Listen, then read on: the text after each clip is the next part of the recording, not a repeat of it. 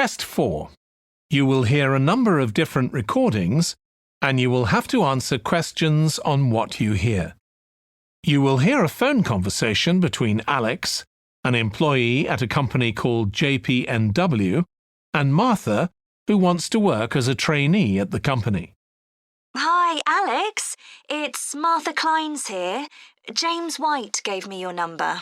I hope you don't mind me calling you. Of course not. How are you, Martha? Good, thanks. I'm ringing because I need a bit of advice. Oh, yeah, what about? The training you did at JPNW a few years ago, I'm applying for the same thing. Oh, right, yes, I did mine in 2014. Best thing I ever did, I'm still working there. Really? What are you doing? Well, now I work in the customer services department, but I did my initial training in finance. I stayed there for the first 2 years and then moved to where I am now. That's the same department I'm applying for. Did you enjoy it? I was pretty nervous to begin with. I didn't do well in my exams at school, and I was really worried because I failed maths. But it didn't actually matter because I did lots of courses on the job. Did you get a diploma at the end of your trainee period? I'm hoping to do the one in business skills. Yes, that sounds good. I took the one on IT skills, but I wish I'd done that one instead. OK, that's good to know.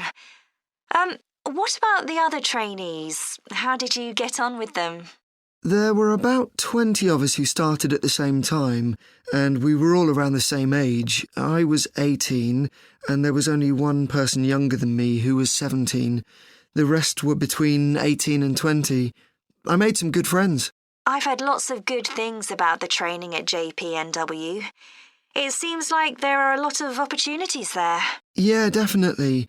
Because of its size, you can work in loads of different areas within the organisation. What about pay? I know you get a lower minimum wage than regular employees. That's right, which isn't great, but you get the same number of days holiday as everyone else, and the pay goes up massively if they offer you a job at the end of the training period. Yeah, but I'm not doing it for the money. It's the experience I think will be really useful. Everyone says by the end of the year you gain so much confidence. You're right, that's the most useful part about it. There's a lot of variety too. You're given lots of different things to do. I enjoyed it all. I didn't even mind the studying. Do you have to spend any time in college? Yes, 1 day each month. So you get lots of support from both your tutor and your manager. That's good. And the company is easy to get to, isn't it? Yes, it's very close to the train station, so the location's a real advantage. Have you got a date for your interview yet? Yes, it's on the 23rd of this month. So long as you're well prepared, there's nothing to worry about. Everyone's very friendly. I am not sure what I should wear. What do you think? Nothing too casual, like jeans, for example. If you've got a nice jacket, wear that with a skirt or trousers. OK, thanks. Any other tips? Well, I know it's really obvious, but arrive in plenty of time. They hate people who are late. So make sure you know exactly where you have to get to. And one other useful piece of advice my manager told me before I had the interview for this job is to smile. Even if you feel terrified, it makes people respond better to you. I'll have to practice doing that in the mirror. Yeah, well, good luck. Let me know if you need any more information. Thanks very much. Section 2. You will hear a woman called Annie, who works at the Snow Centre in New Zealand, welcoming a group of visitors to the centre. Hi everyone, welcome to the Snow Centre. My name's Annie. I hope you enjoyed the bus trip from the airport.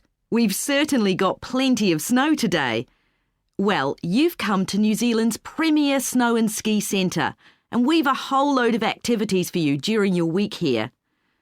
Most visitors come here for the cross-country skiing, where you're on fairly flat ground for most of the time, rather than going down steep mountainsides. There are marked trails, but you can also leave these and go off on your own, and that's an experience not to be missed. You can go at your own speed. It's great aerobic exercise if you really push yourself. Or, if you prefer, you can just glide gently along and enjoy the beautiful scenery. This afternoon, you'll be going on a dog sled trip. You may have seen our dogs on TV recently racing in the Winter Sled Festival. If you want, you can have your own team for the afternoon and learn how to drive them, following behind our leader on the trail. Or if you'd prefer, you can just sit back in the sled and enjoy the ride as a passenger. At the weekend, we have the team relay event and you're all welcome to join in. We have a local school coming along and a lot of the teachers are taking part too. Participation rather than winning is the main focus, and there's a medal for everyone who takes part. Participants are in teams of 2 to 4, and each team must complete 4 laps of the course. For your final expedition, you'll head off to Mount Frenna wearing a pair of special snowshoes which allow you to walk on top of the snow. This is an area where miners once searched for gold, though there are very few traces of their work left now. When the snow melts in summer, the mountain slopes are carpeted in flowers and plants. It's a long ascent, though not too steep, and walkers generally take a couple of days to get to the summit and return. You'll spend the night in our hut halfway up the mountain. That's included in your package for the stay. It's got cooking facilities, firewood and water for drinking. For washing, we recommend you use melted snow, though, to conserve supplies. We can take your luggage up on our snowmobile for you for just $10 a person. The hut has cooking facilities, so you can make a hot meal in the evening and morning, but you need to take your own food. The weather on Mount Frenna can be very stormy. In that case, stay in the hut. Generally, the storms don't last long. Don't stress about getting back here to the centre in time to catch the airport bus. They'll probably not be running anyway. We do have an emergency locator beacon in the hut, but only use that if it's a real emergency, like if someone's ill or injured.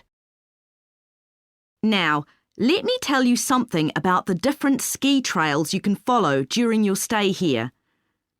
Highland Trail's directly accessible from where we are now. This trail's been designed to give first-timers an experience they'll enjoy regardless of their age or skill, but it's also ideal for experts to practice their technique. Then there's Pine Trail. If you're nervous about skiing, leave this one to the experts.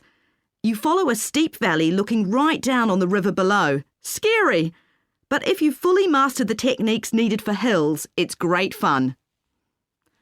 Stony Trail's a good choice once you've got a general idea of the basics. There are 1 or 2 tricky sections, but nothing too challenging. There's a shelter halfway where you can sit and take a break and enjoy the afternoon sunshine. And finally, Losers Trail. This starts off following a gentle river valley, but the last part is quite exposed, so the snow conditions can be challenging. If it's snowing or windy, check with us before you set out to make sure the trail's open that day.